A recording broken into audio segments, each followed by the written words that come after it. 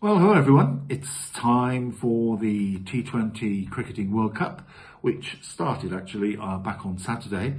So we've had 2 or 3 days of games so far. And tomorrow it's England's turn to step forward and play their first match. And they're taking on Scotland, so familiar opposition. But they've all shipped out to the wonderful island of Barbados to play this match, and it's coming from Kensington Oval, Bridgetown, and that will be starting at 3:30 UK time on Tuesday afternoon. That's Tuesday the 4th of June.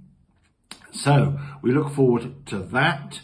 The way this works, there's 5 groups, if you don't know, and there are basically 2 seeded teams in each group that are expected to become the final 8 at the end of the group tournament, of the group qualification, the group stages.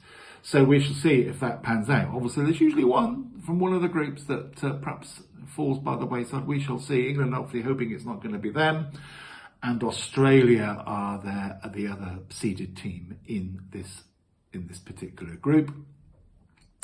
And so we've got two teams in eeach group that are seeded, and then the numbers are made up by the teams from the second tier of nations, who are improving all the time. And so there's no easy game as such on paper these days. You've got to do your skills, got to go out there and show that you deserve to win the game because you are allegedly the better team. So we'll see how all that unfolds. Scotland have got a little bit of a jewel in the crown to cling to, if you like. Back in 2018, they did beat England in a 50-over international. I think it was an international. It was certainly a one-day match of 50 overs when Scotland scored a huge 371, albeit on a small ground up in Edinburgh, the Grange. I've been there, and it's a tiny ground, but nevertheless, it's the same for both sides, and Scotland rattled up 371 that day, and England fell short, but not by many. I think it was about 6 runs in the end, but they did fall short, so Scotland have that sort of backdrop to cling to. So England's warm-up was scuppered a little bit by the good old English summer, unfortunately. There were supposed to be 4 warm-up games against Pakistan, and they had 2 of them, which they won both.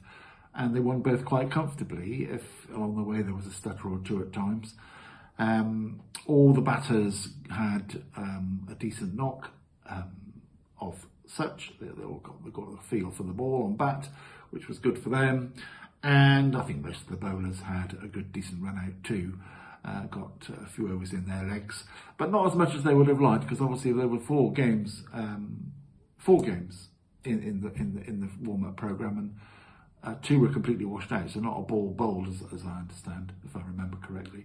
But the other 2 were finished, played through, and England won both. So they're in pretty good form, confidence-wise, as they travelled out to Barbados to play this match, and they will be hoping to just put their sort of better skill sets to the fore, beat Scotland, and I think they will. But Scotland will be no pushovers, as none of these second-tier teams are pushovers these days. They've all improved. But I think it will be England, whether they bat first or second, I don't think it's going to matter to them. They will put a score on the board, or they'll chase down what Scotland put up, I feel. So that's tomorrow afternoon, UK time, as I say.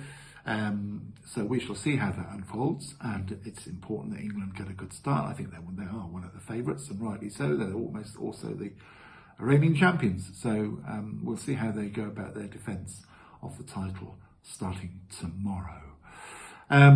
Next up then is the big game, if you like, of the group, on paper, against Australia. So whoever wins that will almost certainly make sure of their place in the Super 8s, as they're called. So we'll preview that later in the week.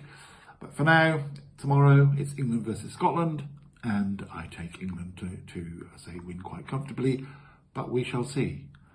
So I will see you later in the week for the preview of Australia and a quick review of the events tomorrow. Thank you very much. Bye-bye.